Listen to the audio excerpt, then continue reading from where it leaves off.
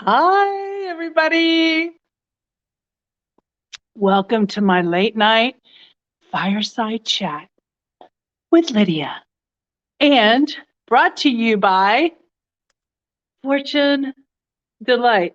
It's my little tea that I'm drinking tonight. It's actually late. It is around 10 o'clock on what is today? Monday. And it's cold. The Arctic cold is here. It's Christmas time. It's the week before Christmas.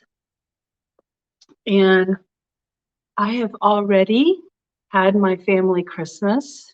So I don't have any worries in the world. I am smooth sailing into the new year.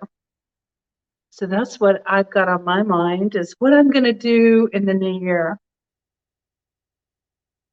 So my fire is small, as you can see. I'm trying to get it to burn down before I go to bed. I can't go to bed with the fire going.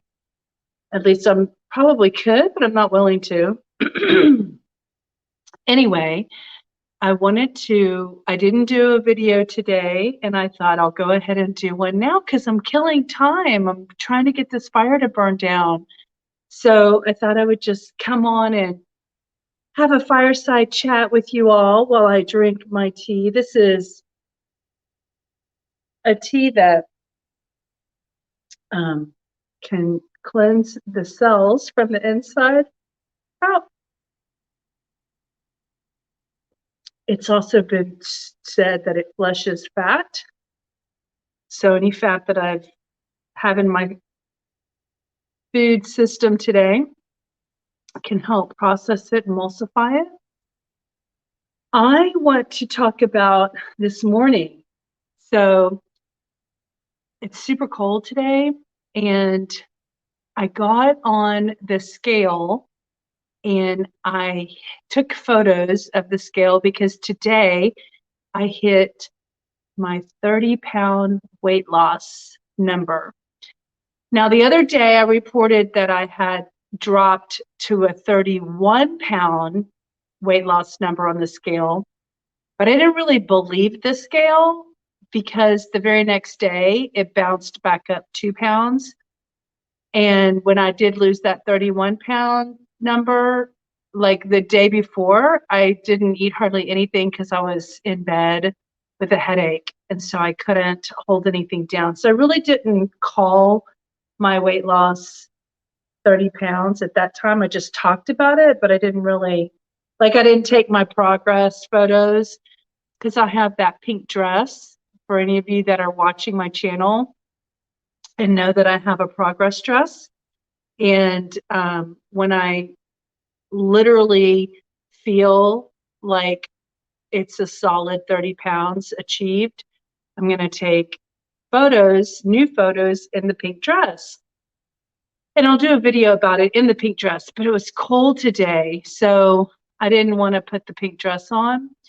And I wanted to see that the scale stays at the 30-pound mark for a couple of days before I call it. It's like an election. You know, you want to really make sure that the numbers are right before you call it. So I'm going to wait and see in the next couple of days. If it sticks, then I'll take the progress photos. But I was super happy to see that because now I've consistently seen that number on the scale frequently. And on Sunday, I had a little holiday party, and I noticed that the pants I had on were like kind of loose. They were like kind of falling off my hips. I had a sweater on, but so you couldn't see it, but I could feel them, how loose they were around my hips and my waist area. So I was like, oh, now I'm starting to really see it in just certain types of clothing that I have. So that felt good. So maybe tomorrow when I'm fresh, we'll have a conversation I've been wanting to have. And it's a serious conversation. And I'm just going to share it on my channel in case anyone is sad or depressed this holiday season and maybe they feel alone. You know, the holidays are a hard time for a lot of people, especially if you've lost loved ones. And I cannot get the celebrity Twitch and his recent suicide out of my mind. It's so sad for me that people hurt so deeply when their lives seem to be going so well, and yet we still have hurt and pain. And I haven't fully grasped all the words that I want to share. And I was just planning on having a video conversation about it to help others in the event that something I could share or some words that I could share could have some helpful meaning for them. But as many of you have heard me mention in my first episode of my podcast on AvantiWellness.com, I talk about the fact that I've experienced suicide firsthand. And of course, it was a complete shock. I didn't really know anyone who had experienced suicide this close to me. It was my sister, and she basically did it right in front of me when I was standing there with her. And it's my opinion that she created an accident in order to end her life. And of course, that was much thought put into that because she basically created an accident for herself and subsequently died because of it while I was talking to her, just standing there talking to her. And I've had this year in August was 31 years to process it, live with it, find meaning in it, have understanding about what our rights are as humans and opinions about taking your own life. And I feel like the video that I do that's just about that, you know, I really want to have my thoughts formulated because I'm hoping to, you know, help others in the process. But right now I'm just kind of processing it out loud with you on this video. And I have, you know, I've come to have personal opinions about it. I do think that a lot of reason that people are, I have to be careful how I say things because I don't want to offend anyone. I think that a lot of people have religious beliefs and reasons that suicide is wrong, that just choosing to take your own life is wrong. And, you know, religion, I think, makes you believe that, you know, if you believe in heaven and hell, that you go to hell if you do that. You know, of course, when your family member does it, you don't want to live the rest of your life believing they're in hell. So I kind of changed my belief system about that and tried to put myself in the shoes of the person who was hurting so much and thinking about people who are hurting that much that they just want their lives to they just want the pain to stop, and they don't believe that there's a out, that there is a solution, that there is an option. And what I've come to understand is that people who choose suicide have lost all hope of a better future, hope of it being different tomorrow, hope that they could ever have a resolution with their thoughts in their mind. And if they just don't see that as an option, they just don't see another way. What I want to share for those who maybe have someone teetering on the no hope scenario is do whatever you can to have conversations around the possibilities of a better tomorrow, but not abstractly, like help them craft how their better tomorrow can be, how you're going to help your loved one by doing whatever it takes for you to make sure that they feel like, number one, they matter and that they matter to you. And, you don't want to leave anything left on the table, anything left unsaid in the event that they're successful with ending their life, because you want to know you did everything in your power that was humanly possible to help them know that you want them around. So I have a lot to share on this subject, and I really, because I've had 30 years to think about it. And I do want to formulate my thoughts more succinctly so that my video can be succinct and could possibly be helpful to those who are either struggling personally with the contemplation of whether their life can get better. Believe me, I've been there. When my sister died, I kind of wondered what was the meaning of life for me. And so I went on a search for my meaning of life and what life was meant for me. And what could I make my life mean for me and have it matter, have my life matter, and have the lives of those I can help matter. Whew. It's a touchy subject. It's interesting how when you talk about real things, how it moves up energetically, it moves up in the body. It's all right here in my chest. I am feeling emotional talking about it. But you know what? That's real. That's real life. That is, we have emotions. Brene Brown talks about how we are emotional beings. And then we have thoughts from our emotions. And I honestly and truly believe that. And she's learned that from the research.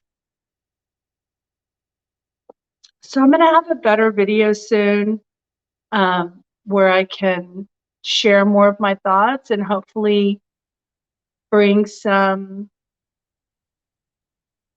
support and some help to those who are suffering, one, from either someone who has already committed suicide and was successful, or those who are suffering because they know someone in their family who has verbalized they're suicidal. That's a really difficult position to be in. I've been in that situation too. I've had a friend who was suicidal after I had already experienced my sister's suicide. And, there was times when I just wanted to do whatever I could to save them. And I learned that through that experience, I learned that each individual has to want to live. Ultimately, they are the ultimate decision makers on their life. So if you are someone who is struggling with thoughts, then reach out, tell your best friend, tell your family members, just tell someone who's safe. And you know what? If you sit there and say, I don't even have anybody like that, then call a helpline where people are dedicated to caring for those who have just the slightest bit of energy enough to dial a phone and make a call and get talking to someone, because whatever your feelings are, they need to come out. I'm going to use the analogy of, like, I'm going to use my dog as an example. When, like, dogs have energy inside of them, especially like when they're puppies, and if they need exercise, they've got to express that energy. If they don't, they're destructive. They chew up furniture, they chew up shoes, they chew up chairs and articles on the floor, that things that they can, cords and things they can reach. But if you go walk them and you get that energy out of them, then that it's not inside of them, and they don't have to chew up someone, like anxiously chew it up and tear things up and to be destructive. I think that that's a good analogy for us. We need to get our pent up energies out of us and expressed and shared. So just find someone safe. Ideally, hopefully you have someone in your life that you feel safe with. If you don't, there are hotlines you can call, and you can, if you have a smartphone, you can Google it on your browser.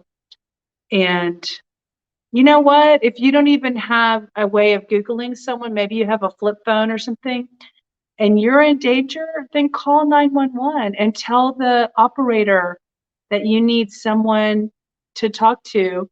And maybe the operator can, because that's a life or death situation, maybe the operator can just get you the hotline, or they can connect you to the hotline. Maybe there's a way to link the call directly and let them link you into the hotline. So just reach out, take action. If you feel like no one else makes you feel like you matter, then the only thing you can do is rely upon yourself to make sure that you make yourself matter. Because in the end, that is really how we are sustainable as humans, by making sure that we individually take care of ourselves. So I don't know you, but as a fellow human, I care about you. I care about your well-being. I care about all of us being successful in life, and that's just meaning sustainability and evolution and growing as humans. And if I have another podcast that is a different channel, and if you want to find some interesting resources that are outside of the box, like energy resources, I've had some experience. You can go to onenessjunkie.com, ONENESS, junkie, JUNKIE.com. And there's some podcasts you can listen to right off of the website. And on that channel, we talk a lot more about personal self-development. So maybe you can start there if you don't have any other options. But find podcasts that align with your belief system. Books, nowadays there's Audible books, there's written books, and there's downloadable books, and there's Kindle books. Find books that match up with what is where you're at in your life and need to be uplifted by. So happy holidays. I hope everyone is doing well. If you're not, talk to someone and reach out to someone and let somebody show you that they care. Okay? Wishing you all the best. Looks like I'm going to have to stoke my fire a little bit. Get that little puppy broken down a little bit more. It's my little Duraflame log. They say they last up to 3 hours. This one's actually lasting 4 or 5 hours, so I need to go to bed. Anyway, happy holidays. Talk to you soon. Bye. Bye.